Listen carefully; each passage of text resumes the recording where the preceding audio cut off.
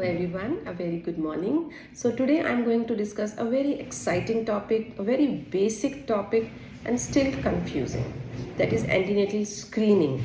We are doing it day in and out, and sometimes we get the results that we stuck up and we are confused how to go about it. So in this video, I have discussed the basic concept of screening and what are the various screening modalities which are available till now.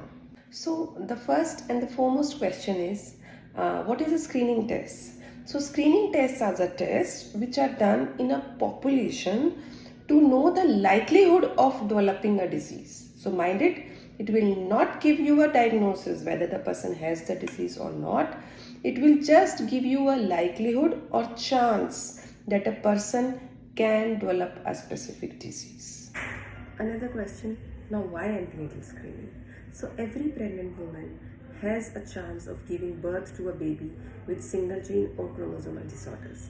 So if you look at the incidence of chromosomal disorders, it is around 1 in 150 to 1 in 200 live births, and among these, Down syndrome is one of the very common chromosomal disorder with the incidence of 1 in 700 live births.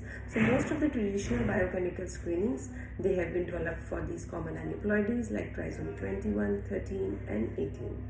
But recently, with the advancement in the technology, carrier screening for single gene disorders is also being used, which is known as couple carrier screening. So who should undergo antenatal screening? So according to recommendations, every single pregnant female should undergo antenatal screening, though the choice of screening tests will depend on many factors.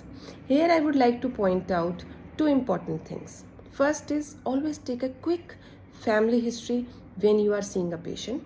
Second, take a detailed obstetric history about her previous neonatal deaths, about any stillbirth or recurrent abortions, or a previous baby with congenital malformations or intellectual disability. So in that case, along with screening tests, she may require advanced genetic testing also.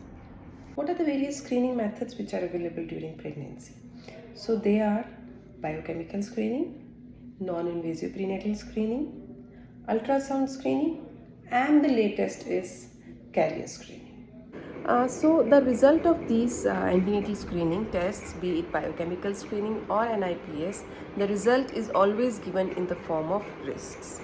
And in case of high risk, no decision has to be taken on the basis of screening test. It is always to be confirmed by a diagnostic test before we take any decision. So important lessons learned from today's video. First, every pregnant female should undergo antenatal screening. Second, always take a quick family history and obstetric history to identify any high-risk patients in which, apart from screening test, advanced genetic testing may also be required. Third, in the first visit only, discuss all the options of screening tests, their sensitivity, their specificity, their limitations, and then decide the screening test accordingly. So I hope I was very clear in my messages in this video, and in the next video we are going to discuss in detail about the biochemical screening, including dual marker, quadruple test and their implications. So till then, thank you for watching this video, and do share this video in your groups to increase the awareness about genetic tests, and do subscribe the channel. Thank you. Have a nice day.